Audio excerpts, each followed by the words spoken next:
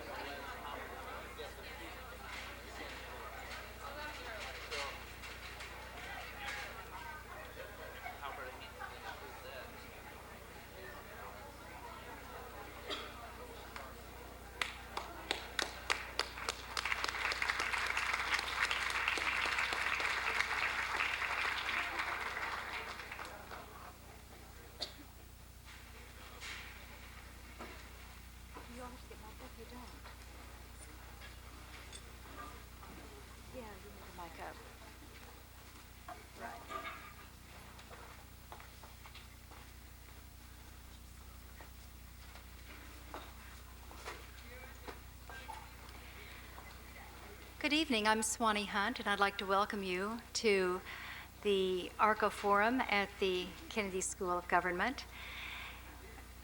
This evening, we are about 9 days into a 2-week extraordinary time where we have 60 women from 20 conflict areas who have come together to exchange strategies, to build coalitions among themselves, to meet with researchers, and to meet with policymakers at the end of the time. And so you're coming in midway in this process. A sub-theme to this gathering, this is the third year we've had this colloquium here at Harvard, a sub-theme is transitional justice. And as we selected the 60 women peace-building experts, we chose a number who have direct experience with different kinds of extraordinary responses to extraordinarily horrific situations in the world. This evening we're bringing you 3 such experts, and they will be in a conversation not only with you but also with Bob Rothberg, our very good friend, and who will be introduced more by Martha and by Martha Minow. And many of you, I imagine everyone in this room knows the name of Martha Minow. She really is something, if you will, Martha, you've become an icon, like, you know, you didn't mean to, but it happened. At the Harvard Law School, where she's a professor, she has been exploring issues of transitional justice in Argentina, East Germany, South Africa, war crimes prosecutions in Nuremberg and in Bosnia, and there really is no one who has more of a sense of the framework within which communities struggle to come up with some sort of justice in the face of these terrible, terrible situations. I was in Kigali about a year ago having lunch with the American ambassador, and after lunch learned that the tall, handsome man who'd been pouring the coffee had had 50 family members killed in the genocide. And the woman walking along behind him carrying the cream and the sugar had to, after the lunch, had to hurry off to the prison to take some food to her husband in the prison, as she did every day and had every day for the last 6 years, because the prisons had run out of food. And I said, well, why is her husband in prison? And it was because he was one of the people accused of having planned the genocide. Now, sitting here in the United States as I am, I have no way to even start to understand the kind of depth of reconciliation that scene in the kitchen requires every day. And yet, that is the depth that these women have experienced, have lived and breathed, have cried and exulted over.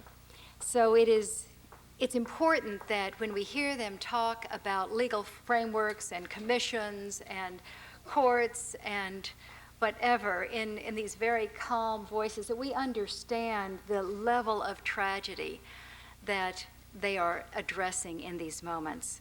I leave you with the image of a friend of mine named Kata, who was a survivor of the massacre of Srebrenica, where 8,000 boys and men were killed. And I will never forget when she looked into my eyes and said, Ambassador Swaney, I could talk to you about the people in the massacre who took away my 2 sons, my husband, and my brother, but I cannot ever wish evil on them. All I want is justice.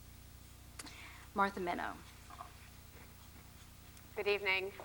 It's a privilege to be here, with enormous thanks to Swanee Hunt for making this building a place where women wage peace. It's a privilege to be here with our guests tonight. As I was preparing for this evening, I started reading poetry because it's hard to know how else to prepare. And I found a poet who wrote this: "There is always a time to make right what is wrong." That's a question, really, for the panel. Is there always time to make right what is wrong? My task is to set the stage for the important discussion of our participants by simply asking, what is transitional justice? And by asking also, what are the range of activities people can undertake to make the transitions from terror to peace? Transitional justice is defined by academics as the choice is made and quality of justice rendered when new leaders replace authoritarian predecessors. It doesn't quite get it. I think it's somewhat better to say transitional justice involves the difficult day-to-day activities, political choices, and struggles to respond to past horrors, past tragedies, mass murders, mass rape, genocide. Should individuals be held accountable? How can the society tell its history? How can victims be supported? What work can be done to prevent the recurrence of violence? When should amnesty be granted? When should perpetrators of human rights violations be prosecuted? When should the resources instead be directed to AIDS treatment? When should a new regime forgive and forget in order to move on? When should democratization involve prosecution? When should democratization involve amnesty? The exploration of alternatives to forgetting is another way to describe transitional justice. The alternatives to forgetting the past actually, in some ways, could include amnesty, because even the grant of amnesty to wrongdoers acknowledges that wrong was done. Fact-finding, truth commissions, reparations, excluding prior governmental officials from positions in the new government, creating memorials, creating art, creating schools where children of previously warring groups go to school alongside each other. Each of these could be alternative ways to build transitional justice. But in order to really understand what transitional justice means, I think we have to ask, transition from what to what? It's an odd notion, transitional justice. It's holding on to the middle. Well, from what to what? Well, here's some possibilities of from what to what. Some places this refers to a transition from a totalitarian, authoritarian regime to democracy. Some places it's a transition from secrecy to openness, from silence about abuse to acknowledgement. In some places it's a transition from abuses of human rights to respect for human rights, from lawlessness or law for only some to a rule of law that protects everybody, from a narrow view of justice to a broad view of justice that includes victims, survivors, bystanders, from a divided society to a united society. And here, I guess, I do think about South Africa's vision. Its Truth and Reconciliation Commission was so committed to the idea of building a unified society after apartheid that it made as a central mission the consideration of human rights violations by people on all sides of apartheid, not just one side. One observer of the Bosnian situation said, the question is, how can transitional justice efforts help convince a Bosnian Serb bystander to acknowledge the crimes done in his name? That's what transitional justice is. The author goes on to suggest that an international criminal tribunal doesn't do it because it's not regarded as legitimate by many Bosnian Serbs. The transition for many, I think, has to really confront how to move from cycles of violence and cycles of revenge, cycles of hatred, to spirals of peace. As I've described these transitions, most of them sound like they are changes within one country, within one society. But I think it's also vital to locate transitional justice as having audiences in other societies that have to confront their own horrors. So the South African Truth and Reconciliation Commission became a model for other countries, as does Cambodia's Truth Commission, or its struggle to have one, I should say. But in addition, the effort to build international institutions, international law, international human rights is not by itself going to solve the problem of transitional justice, and yet it can provide a resource for people around the world, a language and support for people in particular communities struggling to make the transitions that I've described. Often, if not always, existing law is inadequate for transitional justice. Often, if not always, the existing judicial system was part of the problem. The existing apparatus, the police, was part of the problem. How to make justice meaningful when the very symbols and instruments of justice are themselves associated with the problem is the problem of transitional justice. So the institutional alternatives range from creating new constitutions, excluding officials from the new government, pursuing criminal trials. This can be domestically or internationally, in international tribunals created just for this purpose, creating a commission of inquiry to establish what happened. These too can be domestic or international. Granting amnesty, and this could be across the board or on a condition that people tell the truth about what happened. Offering reparations to individuals or to communities, or in a more metaphoric sense, thinking of economic redistribution as itself a reparation, or debt forgiveness, if we bring in the international community as well. Trauma counseling, mediation between victims and offenders, building memorials, building curricula so that the next generation learns a story that includes the horror but doesn't perpetuate the cycle of violence. This can be a form of transitional justice. Drawing new people who had been excluded into the practice of justice, drawing women into the judiciary in some instances may be a vital dimension of transitional justice. All of these alternatives are just beginning, just examples. Countries right now around the world are filled with people struggling with what else could we try? What could we do instead of doing nothing? What could we do instead of repressing what happened? And yet, each of the decisions about transitional justice has to compete with, should we spend our time on this or on building roads? On this or on building houses? On this or on preventing AIDS? How do you build a society that is safe and peaceful?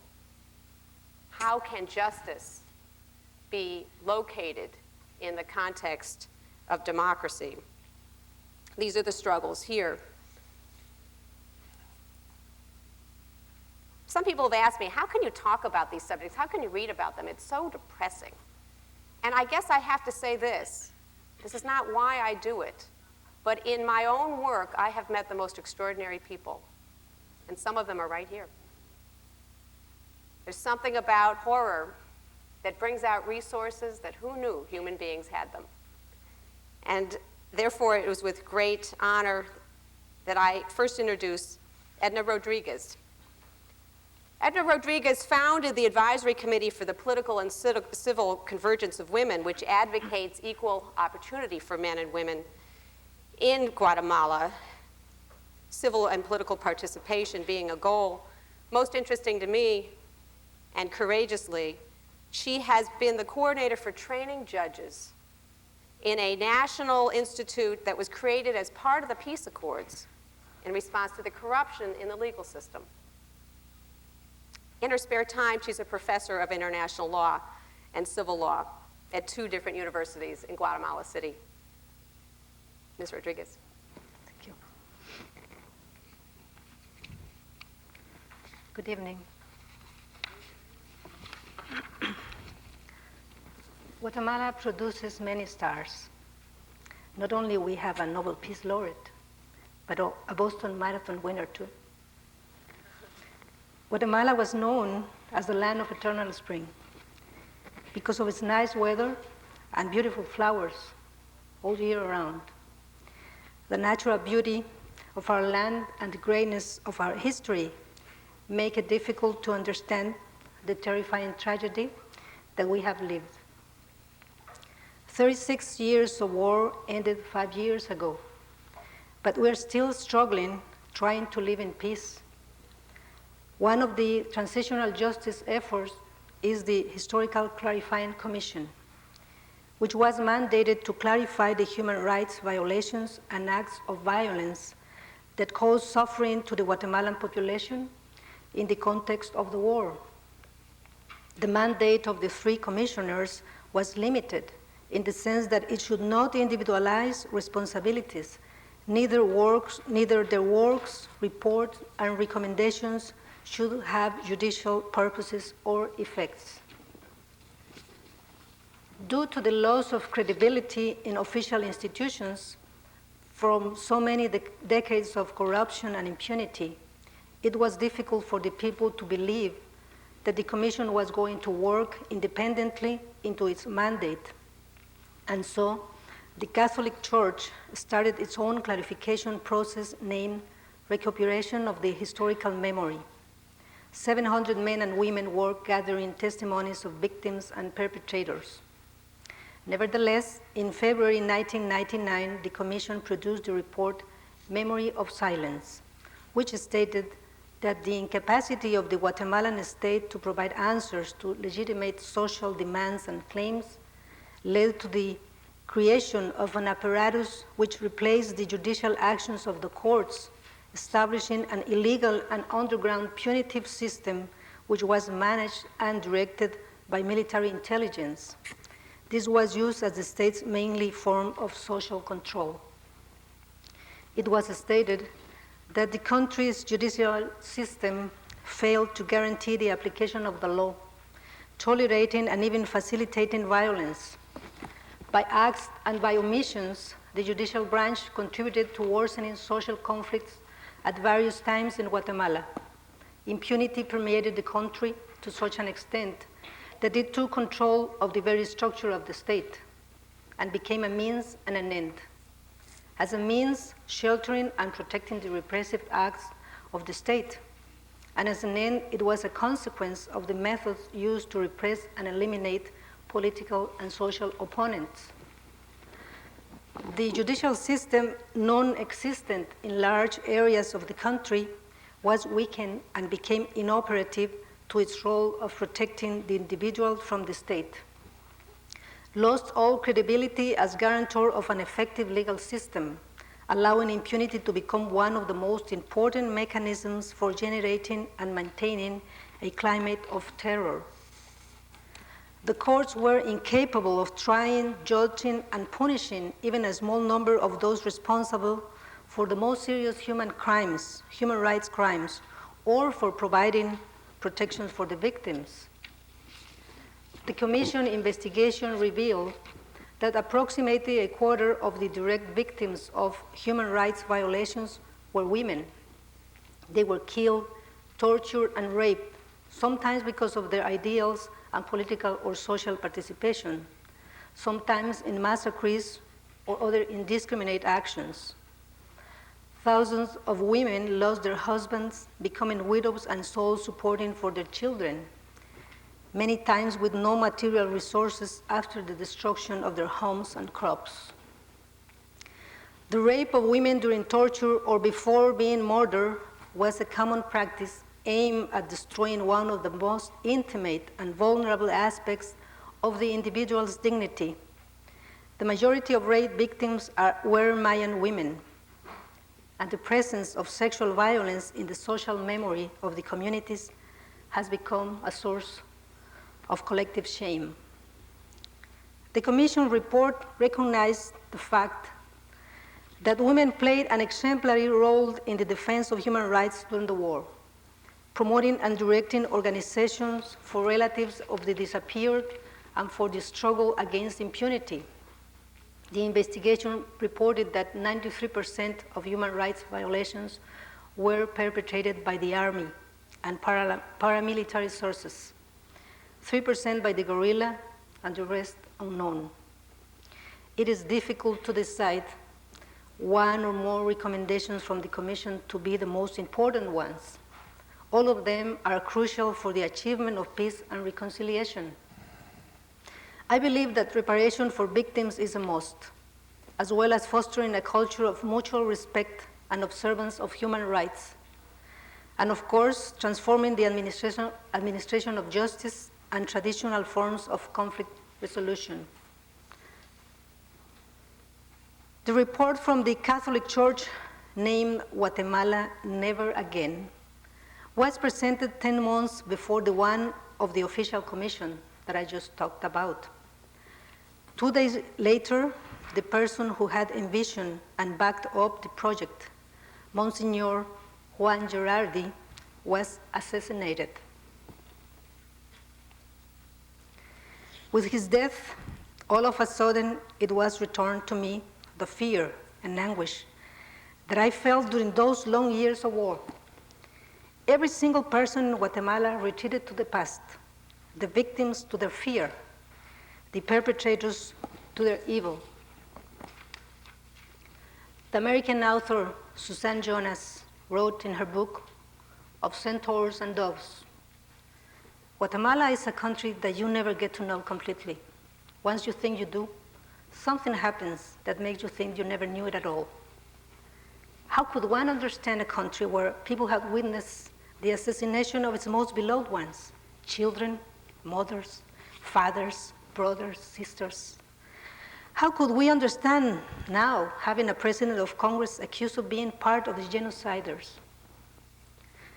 But we have to find ways to respond to this and to the many questions that are addressed to us, even from our own children.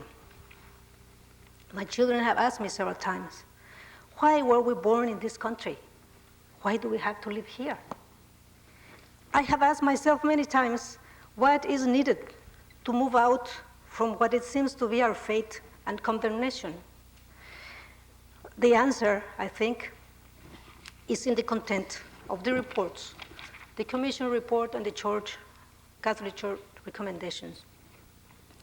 Our most challenging and complex task in the establishment of peace consists of restoring the basic system of law, making it available and functional for all citizens, and let it be the channel to solve demands and conflicts. The recommendations of the Commission should be implemented.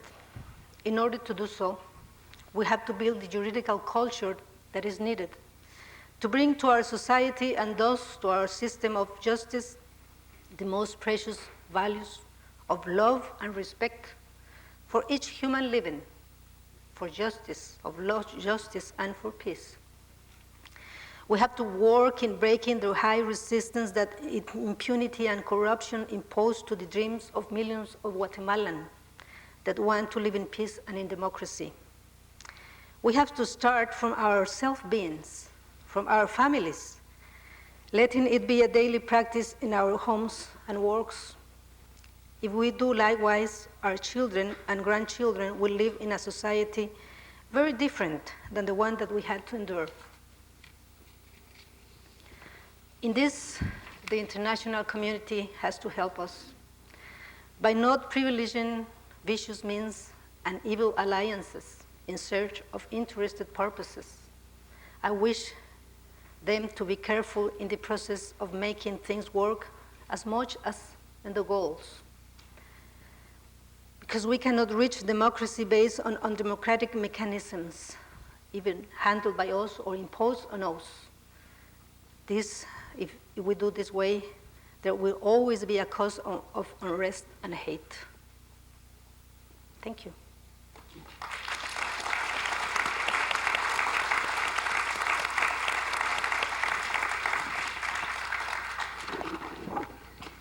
Thank you very much. We're going to turn to Santa Sisawat, who, during the Pol Pot regime, was a refugee in the United States and worked as a mental health therapist specializing in treating refugees, and she became the president of the Cambodian Women's Association of California. That she is now a member of parliament in the Cambodian National Assembly is some sign of transitional justice. She works both through governmental channels and as a private citizen to accomplish her goals of a peaceful and prosperous Cambodia. Thank you. 1975 to 1979, the radical Khmer Rouge killed more than 2 million people. The country was devastated, wounded to the core, and people were suffering. But I'm not going to talk about it. Let's move on. It has been more than 7 years since the UN Transitional Authority ended the single-party political system in Cambodia and the hope of democratic process. 20 political parties contested the UN-organized election in 1993. However, Cambodia had been able to pull through under the clear direction of our beloved king to formulate a shared power of government. The Royalist Party and the Socialist Party shared this power by becoming co-prime ministers. It was a formula that worked for a short time. But Cambodia had the first opportunity to take the road down to a representative democracy with a civil society contributing to this process. However, with the political change in this new region rooted by the communist ideologies, the country is encountering violence, lack of respect of human rights, and difference of opinion, and the arbitrary exercise of power, particularly the continued culture of impunity, which remain key challenges to Cambodia political development. Since 1993, Cambodia had moved from war to peace, from single to multiple parties election, from a repressive to an open society, and from economic underdevelopment to the beginning of economic development. 1998, Cambodia had its second election, and this time it was clear that the sharing of power as co-prime ministers was not a good formula, and the king intervened again to help establish a new government with his son as the House Speaker and the socialist leader as the head of the government. This was again the second step towards building peace and coalition. In spite of much efforts from the part of the government to introduce many reform bills, Cambodia continued to have 4 major evils, all closely interrelated, that affect Cambodia's society: poverty, violence, corruption, lawlessness. Land grabbing and illegal eviction have become a major problem in Cambodia's society, partly because of the absence of proper system for registration of land title. The lack of proper title documents make it more complicated for dispute negotiations. Although some efforts had been made towards the resolution of land disputes, corruption and powerful people, including the people in the armed force and local government officers, continue to represent serious obstacles to the achievement of justice in this area.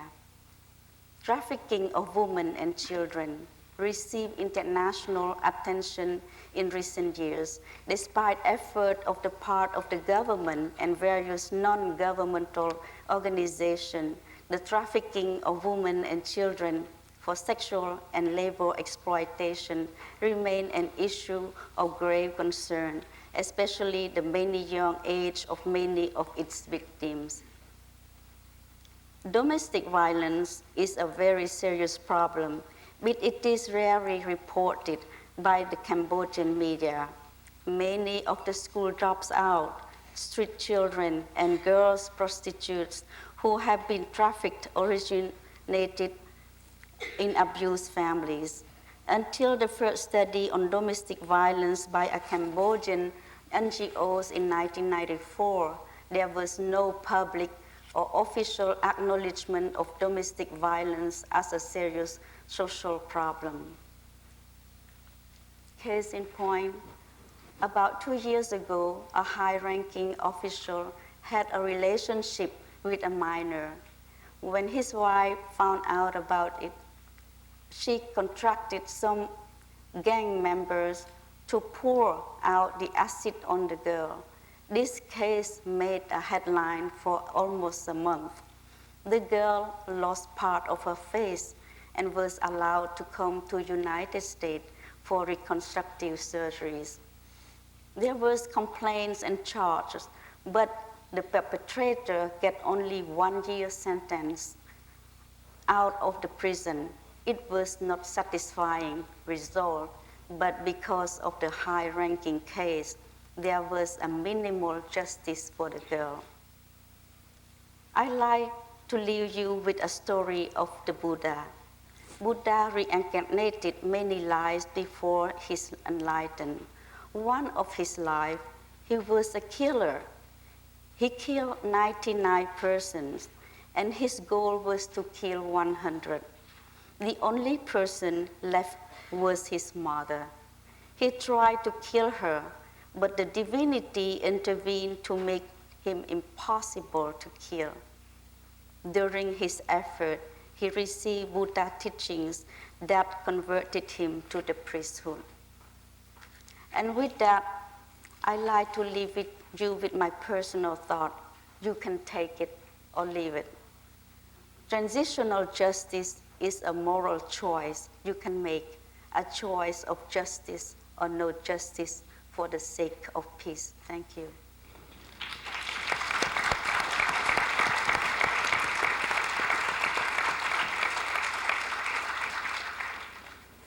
Thank you.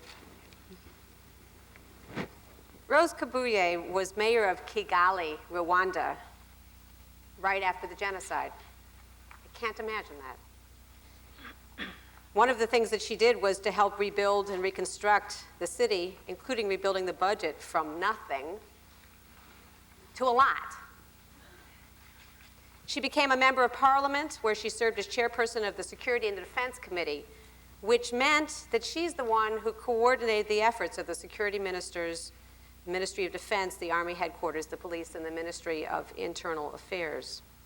She is now the chairperson of the Rwandan chapter of Women's Partners for Peace in Africa, which is a division of the United States Department of State, brings together women from Angola, Burundi, the Democratic Republic of Congo, Rwanda, South Africa, Uganda, Zambia, and Zimbabwe, together in the pursuit of peace and regional stability. She works on conflict resolution at every level, and she has a lot to tell us about reconstruction after terror. Thank you. Rwanda is a country of 1,000 hills, the most beautiful country I've ever seen. Those who have been there will agree with me. It's a former Belgian colony, a small Central African country with 8 million people, where more than 800,000 people, Tutsis and moderate Hutus, were killed in 100 days. And as a result, we have 100,000 people in prison. 40 years ago, the government of Rwanda launched vicious attacks on Rwanda's Tutsis population, resulting in a mass exodus into the neighboring Burundi, Uganda, Tanzania, Kenya, and Congo.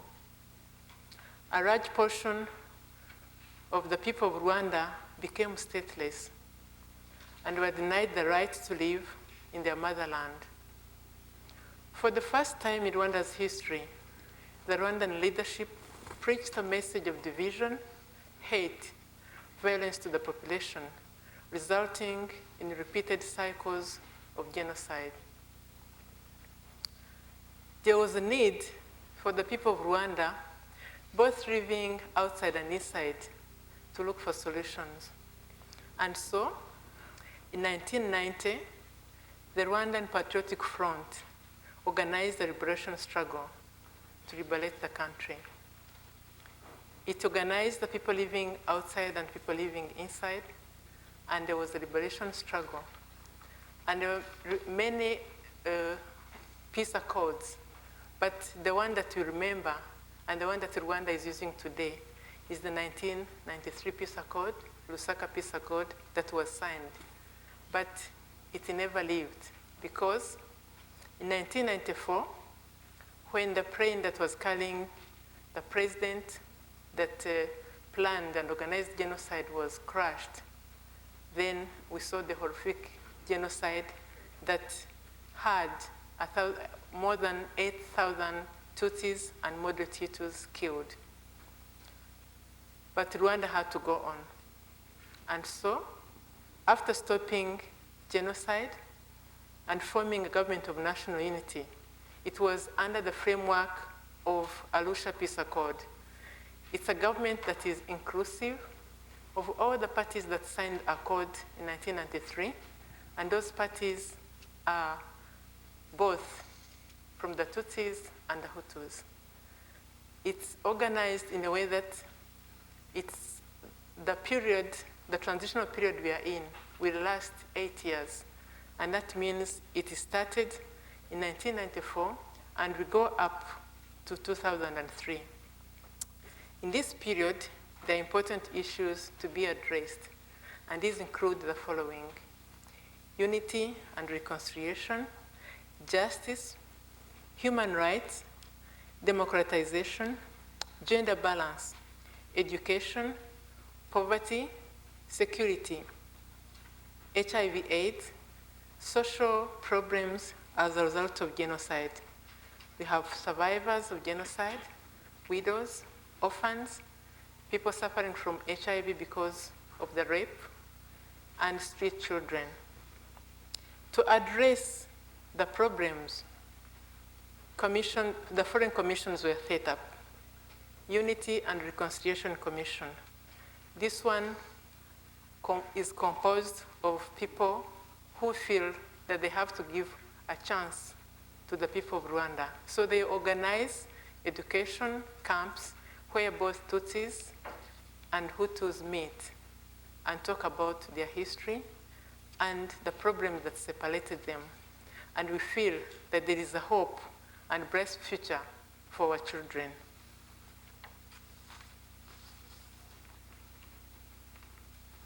And for the Justice Department, I'm going to talk about an area that maybe is new to most of you, and that is the Gacaca courts. I would like the person doing the PowerPoint show us the categories and maybe later the powers. The sheer bulk of genocide suspects and cases due for trial had pressed Rwanda's criminal justice, which is already crippled by poor infrastructure and the death of professionals during genocide. Rwanda's prisons are congested, and the cost of feeding and clothing the prisoners is a drain on the economy. The government of Rwanda decided to ease the pressure on the criminal justice system by introducing Gacaca courts. Gacaca is a method that was used by our forefathers in trying to look for solutions to the problems and disputes at the village. And so we felt that we didn't have an alternative because we have 100,000 people in prison and we have a justice system that has problems and doesn't have enough resources to cater for all the cases. And so we had to look for a solution that will address our problems. And so Gacaca is one of the solutions that we feel is going to look at the problems that we have. This is where the villagers elect their elders, and the elders sit and look at the problems that they're faced with. Today, we have had elections of the Gacaca judges, and I'm happy to say that 35% of those elected are women. And we feel that the Rwandan women are going to take part in decisions affecting their lives. And it is here they are going to determine and to look into the cases and be able to judge. And we feel that women's role is important here because they are mothers at heart and they're going to be just. these judges are not necessarily educated. At the village level in our countries, we don't have people with masters, neither do we have people with bachelor's degree. Maybe we may have people with primary education. And so when I talk about gacaca judges, don't imagine and think of in the US system, the judges you can imagine. We have a feeling that these people know what is right and what's wrong, and that is what we need. And so we feel that the people of Rwanda are going to have a just decision for the people that have been in prison. And so we need the support of everybody. We need the support of the international community and resources. It needs a lot of resources because it is placed on each and every small cell of the country. We have had criticisms, and we even accept more because it will help us to shape the problems that are in that system. The people of Rwanda debated on gacaca for about 3 years. Some people thought it's not the best, but did we have a solution? We have 100,000 people in prison. If we go through the justice system, it means it's going to take us 200 years. That means none of us will be there to witness justice done, and the people are in prison would have been condemned, all of them, to life imprisonment. And so we didn't have an alternative. So we opted for gacaca. And so this is the system, and we hope if this succeeds, maybe Africa will think before we act, not always to go in what the Belgians or whoever brought to us. We look for answers according to our problems. I thank you.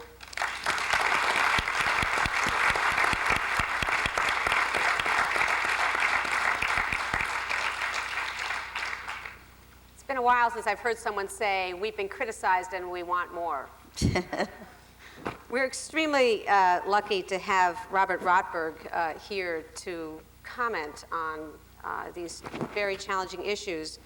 Robert Rotberg is one of the country's leading experts on conflict resolution, conflict prevention, and responses to conflict. He has many, many titles. I'm going to mention only a few titles. He is he's an adjunct professor of public policy here. He directs the World Peace Foundation program that has a long name, and I'm going to pause over each element of the name because each element is relevant to our topic here. Program on intrastate conflict, conflict prevention, and conflict resolution. Intrastate conflict, conflict prevention, and conflict resolution. He's worked emphatically and deeply in addressing conflict prevention and conflict resolution around the world, in Cyprus, Zimbabwe, Sri Lanka, Congo, Sudan. And recently, he edited a book called Truth versus Justice that specifically raises the question, is there a trade-off between truth commissions and doing justice after conflict? So, Robert, can you help us?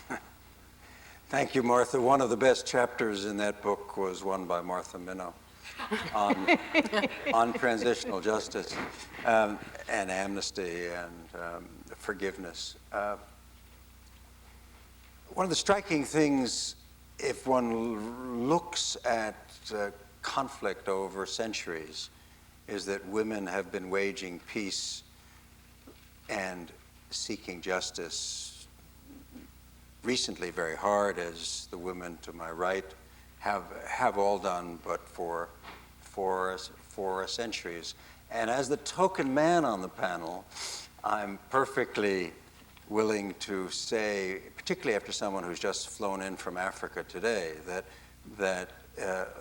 the striking fact is that women are continuing to wage peace and to prevent and to overcome the wars of men. And there's no more striking place than Africa where that is a truth, particularly in the last decade. We've had more wars within states in the last decade, and more people killed in wars within states than in any time in modern history. More states have failed at any time in this century in the last decade, usually due to civil wars. Now, the striking thing about transitional justice is that it isn't an either-or. It's not a matter of roads or justice. It's justice and roads. It's justice and truth. And the transitional justice, or restorative justice, as it's sometimes called, is a conscious trade-off as a tool or as a method to be used to achieve a way of bringing back closer together a society, a country that's been fractured. A healing after the war can take place more quickly, we think, by a form of transitional justice. There are many forms. But transitional justice is certainly important because retributive justice, as the last speaker indicated, is sometimes long and always expensive. So what has happened in now 21 countries is that there have been truth commissions. Those truth commissions have been of very different kinds. And the new ones which will be created in this decade will be of a different kind. But essentially, they seek to provide, in exchange for the perfection of a retributive justice under a full disclosure system, a shortcut which is helpful and fair. And both have to go together. You can't simply be helpful, but there has to be fairness. And the fairness sometimes comes in the form of a truth commission. The South African Truth Commission achieved this by doing something that other truth commissions had never tried. They went for full transparency, complete openness. All hearings were televised and on radio. There was constant press coverage. So no one in South Africa in the post-apartheid era could ever say that there wasn't culpability, that there hadn't been victims, that there hadn't been 22,000 people testifying about crime, that there hadn't been 7,000 people asking for amnesty and only sometimes receiving it for crimes against humanity. There's a criticism of the South African system that it focused on the individual victimology, not on the group, not on the state. That was a conscious decision made by men and women on the Truth Commission to focus on the individuals that mattered, because that's where there would be change. And what the Truth Commission in South Africa and other truth commissions, the Guatemalan one also was to focus on moving on, but on finding a rational and a societally understood method of moving on, of moving through. One couldn't simply say apartheid was ended, the new regime had taken over, and not take account of how to move through to the next stage, the post-trauma stage. Now, in the post-conflict periods of this century, some of those truth commission methods can be very useful. Certainly, where perfect justice is impossible, there must be other ways. There must be more rapid ways. There must be ways of moving the entire society forward, not just a few leaders, a few chief violent perpetrators. And the Truth Commission method, or a variation of it, is what transitional justice is all about. And its other word, restorative justice, does work. And I think even beyond the restoration of a society, we want to do what the Argentinian Commission tried to do by its name, nunca más, never again. We want to prevent conflict. We want to prevent there ever being a genocide again. It won't happen in Rwanda, but we don't want it to happen anyplace else on any scale. Burundi is a tinderbox at the moment. It won't happen in the same scale because of what the world has learned, but there are many other things the world has not learned, and that is the purpose of transitional justice. Thank you. Thank you.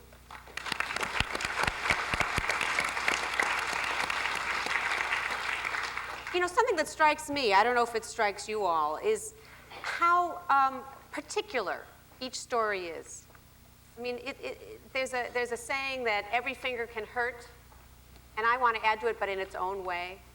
It's almost as though horror, pain can occur in a familiar, deadeningly familiar way.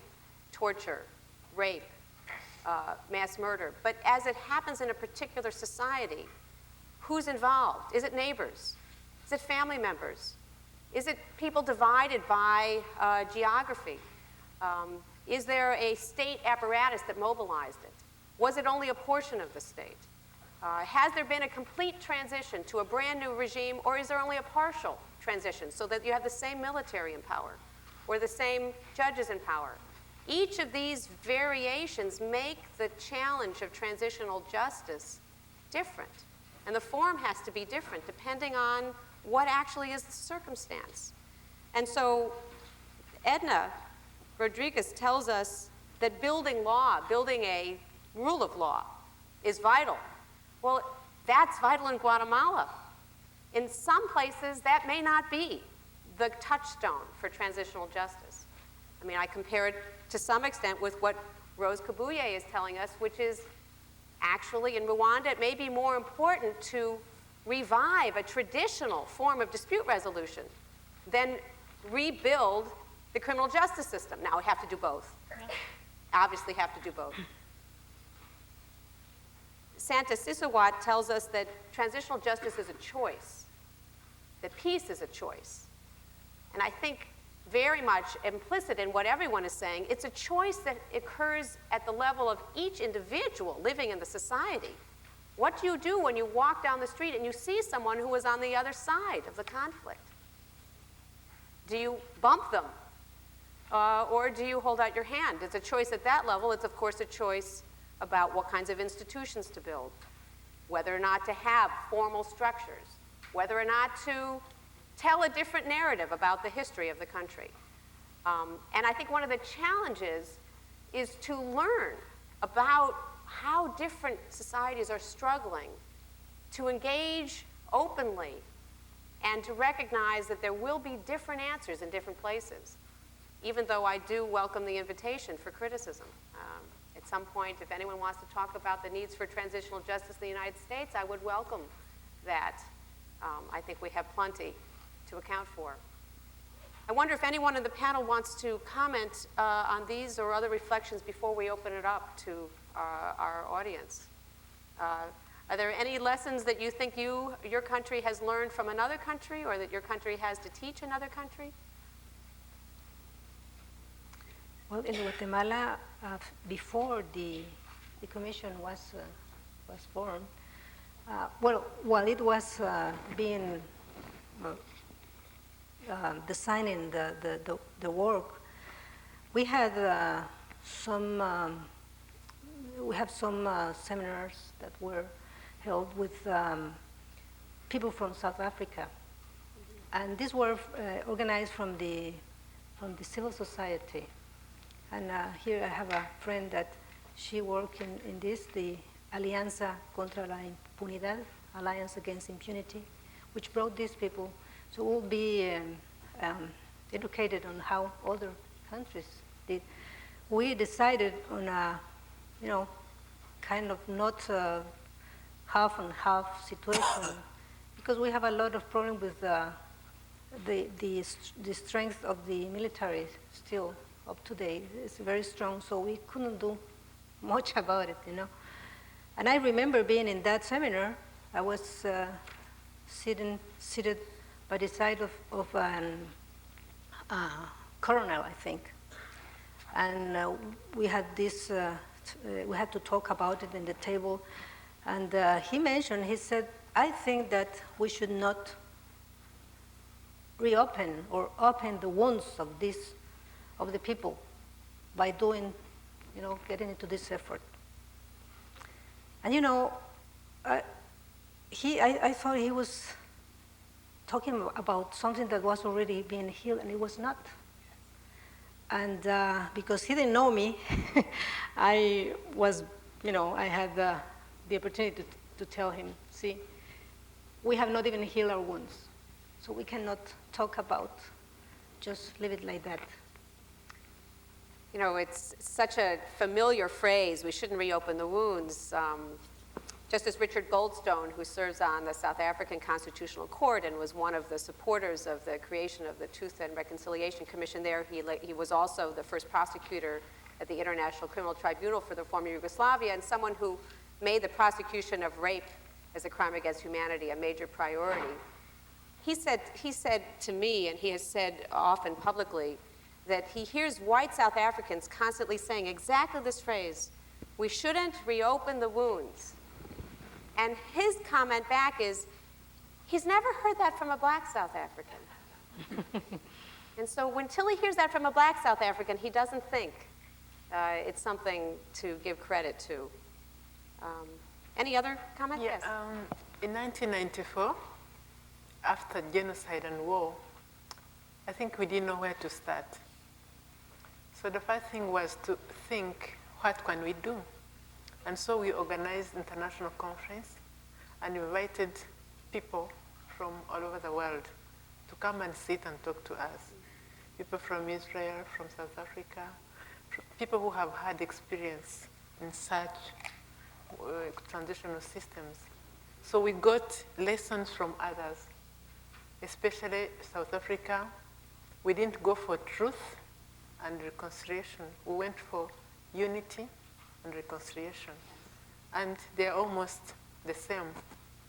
So every time you have such a problem, you can't solve it on your own.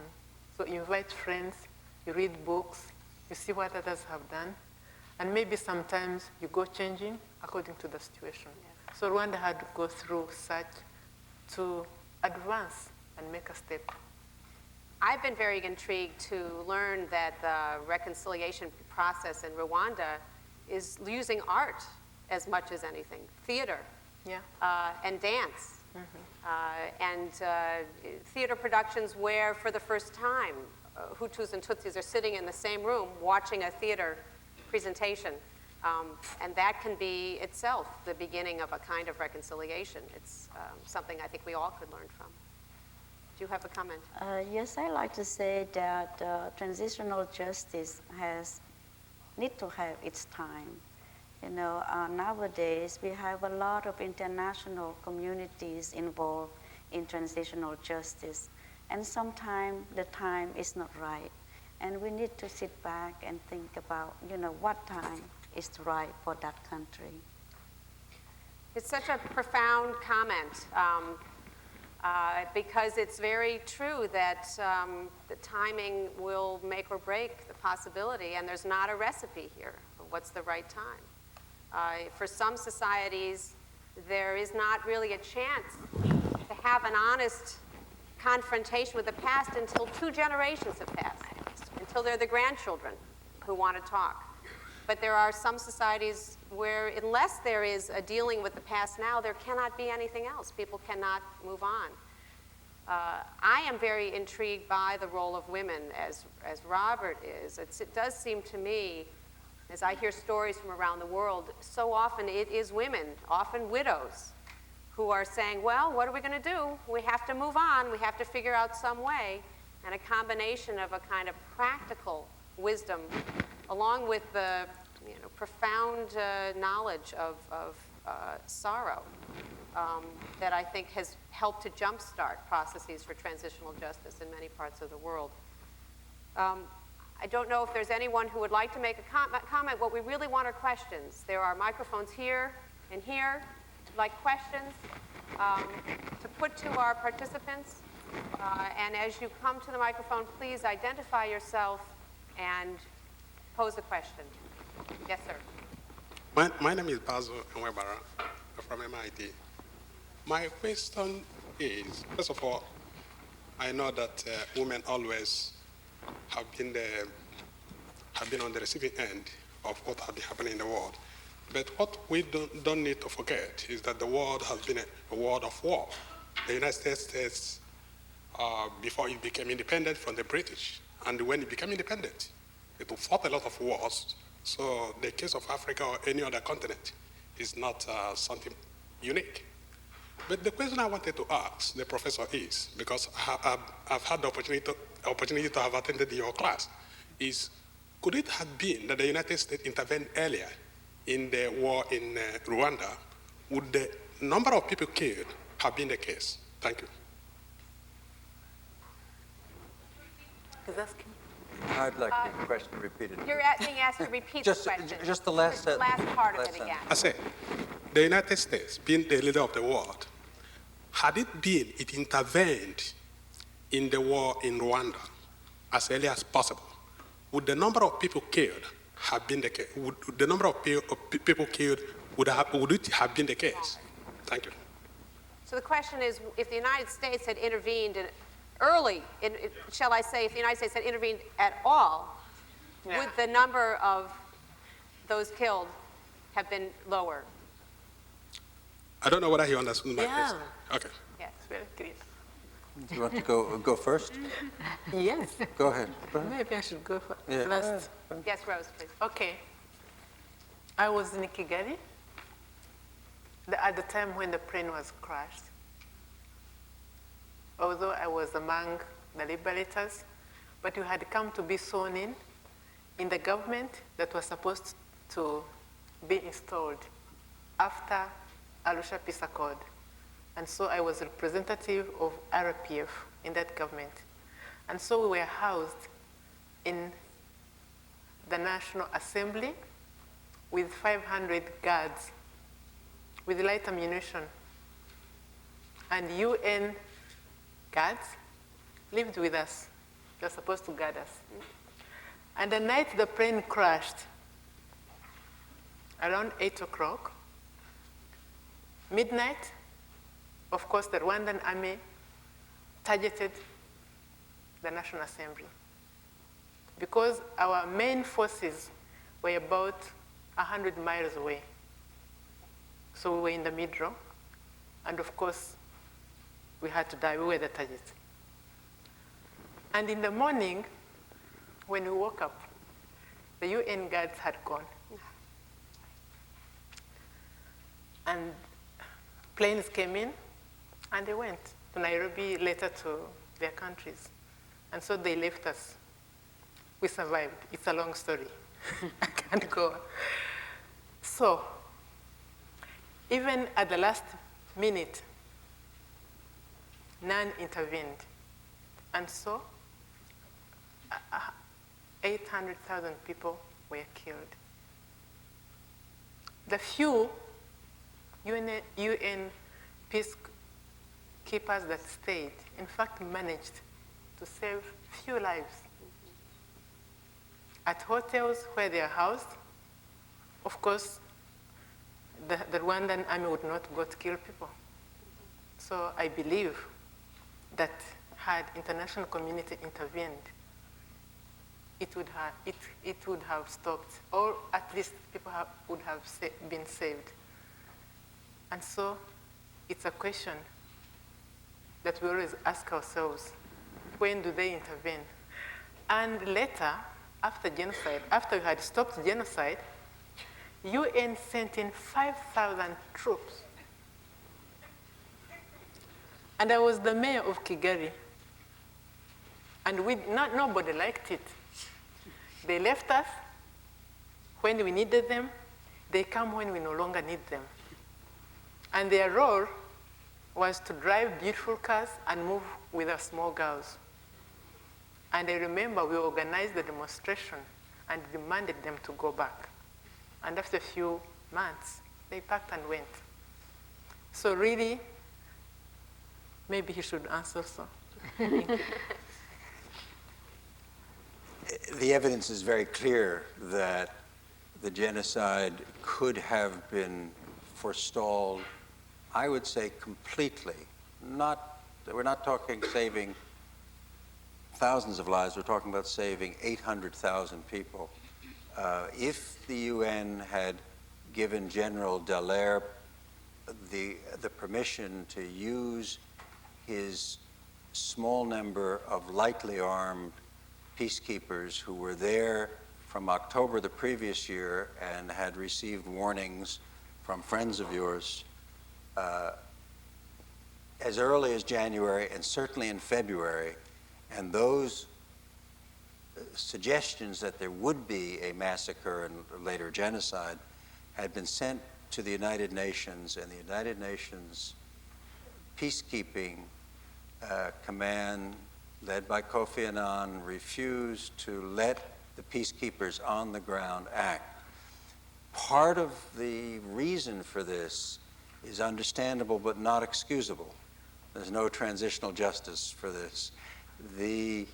After 18 Americans were killed in the Black Hawk Down incident in Somalia in June '93, it was very difficult for an American Congress, particularly, and President certainly, to think of further intervention in Africa in a crisis. Now, clearly there would have been intervention if the scale had been known in its total amount, but it wasn't known, and it was thought to be dangerous and terrible, but not overwhelming as it was. So, but that's not an excuse, that's an explanation. And the US put pressure on the United Nations after April 6th to not declare it genocide and to think that it would end on its own. That's a short answer. The long answer would take us far too long here. But there's one or two more things that should be said. There was a small Belgian detachment, 10 of whose members were killed by the Interahamwe in order to frighten Belgium, and General Dallaire thought that would mean that the Belgians would reinforce their detachment. Instead, the Belgians turned tail and went home. So that was critical. The American ambassador, Rawson, had in his courtyard people who were capable of being saved. He asked for instructions from Washington. Washington said, leave and don't try to save the people because it will embroil the US in too much peacekeeping. So there were critical opportunities lost. Now, the other point, which is absolutely important, and it's well known by people who have looked at the Rwandan case, the massacre, the genocide could have been stopped at any point along the 100 days. It was an incremental killing.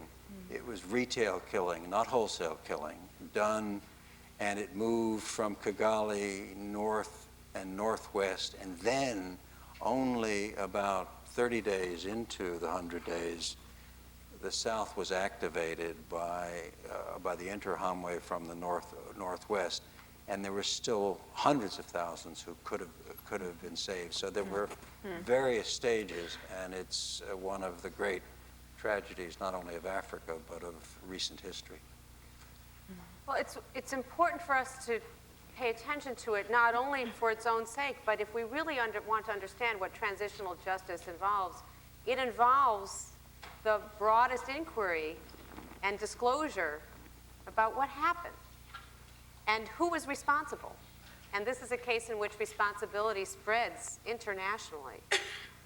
And if we really were to think seriously about what's the truth that must be told, the truth that must be told extends well beyond the borders of Rwanda.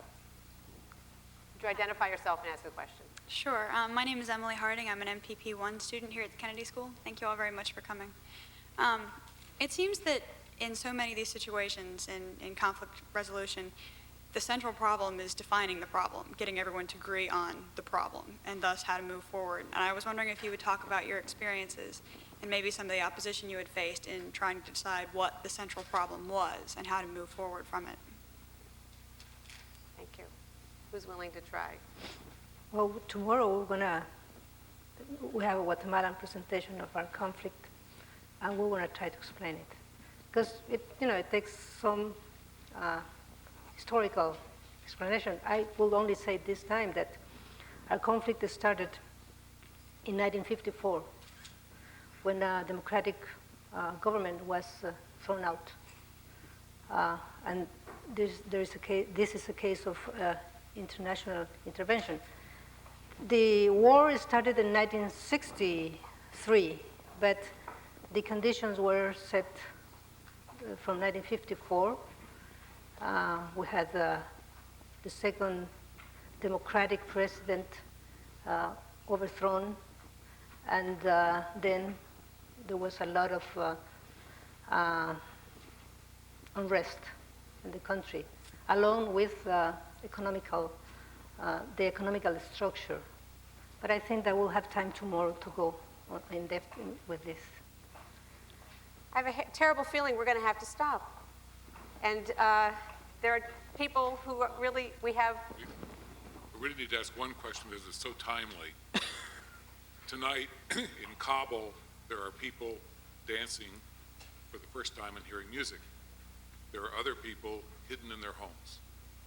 Imagine that tomorrow a delegation of the hiders and the dancers come to you, and they say to you, what are the questions we should ask ourselves as we start to face reconciliation?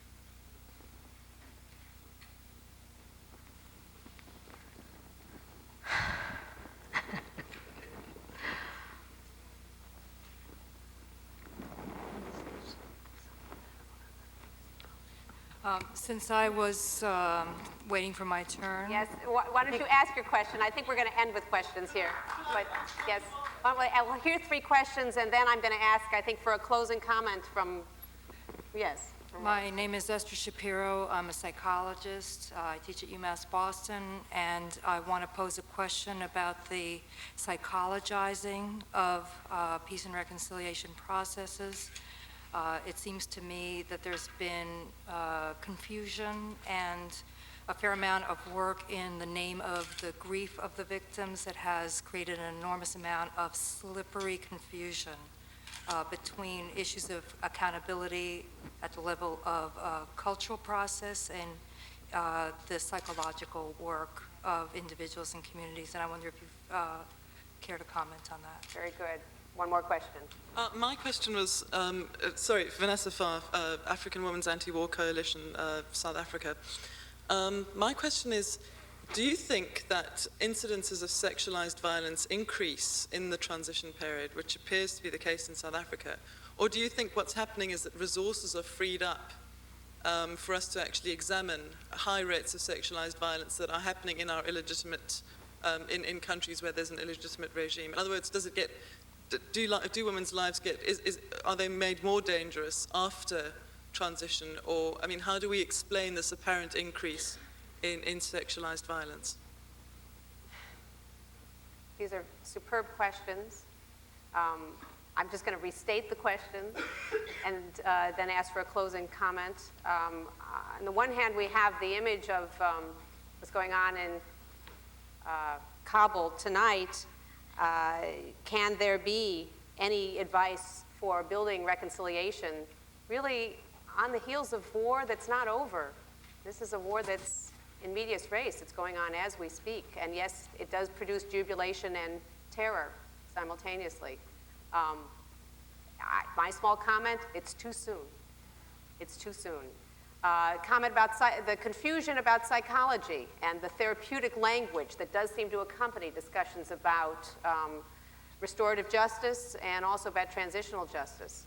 I think that there absolutely is a terrific risk of projecting onto a nation the issue of the individuals coming to grips with grief. These are not identical. They're very complex differences. And yet at the same time, I do think it's worth considering the ways in which the justice paradigm that dominates at least Western discussions is one that neglects the victim. It's one that neglects grief. And it is it's a large challenge, I think, for everyone to figure out how to form social justice, societal level justice that includes survivors and victims and isn't simply on the model of individual retributive justice, accountability in the form of criminal prosecutions. Final question about how might it be explained that in a place like South Africa, where we have unfortunately well-documented zooming rates of rape and other sexualized violence, is this simply a phenomenon of reporting, or is there really an interaction, a dynamic between the process of transitional justice and this kind of sexualized violence? This is a profound question. It will perhaps allow people afterwards to discuss it, consider it. But I will turn to Rose for a closing comment. I just want to comment about Kabul. I'm not going to give him an answer, but I'm going to also let him imagine how it was in Rwanda in 1994. When RPF was coming in, it's taking state power, it's stopping genocide, and the Hutus are there, and the Tutsis are there. And maybe that night, that Tutsis were getting out of the ceilings of the halls where they have spent for 3 months. Maybe there wasn't a lot of jubilation. But still, I think it was even a graver time or period, situation, than it is in Kabul tonight. So if we forgot whatever separated us and decided that we could go on, so I think also it could be possible in Kabul. And I have a story to tell. That will be my last comment. A story of 2 women, sisters, and a baby. One woman was called Solange, and she had an elder sister called Chantal. Both of them didn't live in Rwanda, but they had gone after genocide. Today, one is married, Solange is married to a German, and Chantal lives in Belgium. Solange came to Rwanda with her husband because she wanted to adopt a child. She visited one of the orphanages and looked at the children and picked a baby. And she took the baby to her mother, who is a survivor of genocide. And her mother looked at the baby and the aunties that survived and asked Solange if she knows the tribe. She said she didn't know. And because they are elders, they didn't want to keep a baby who they don't know where he comes from. And so they inquired. And they found out the baby was a Hutu. Both of them are survivors. Their mother is a survivor. She's lost her husband and sons. And so it was a difficult situation, especially for the elder. And she asked Solange if she's going to keep the baby. And Solange said, me, I like the baby. And I couldn't know this was a Tutsi or Hutu. I just picked a baby because I liked the baby. Solange had a problem.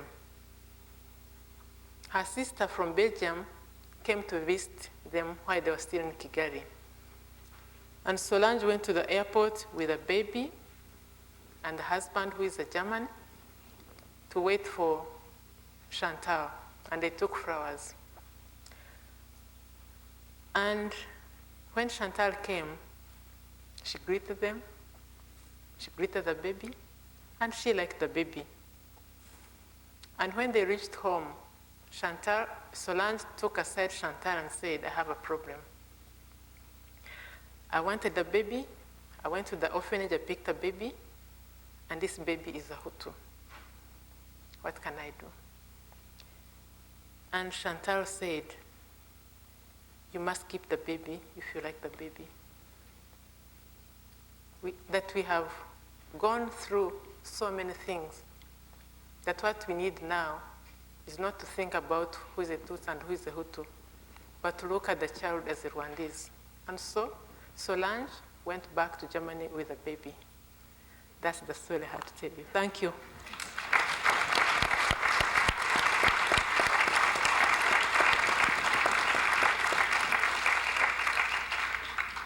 Thank you all very much.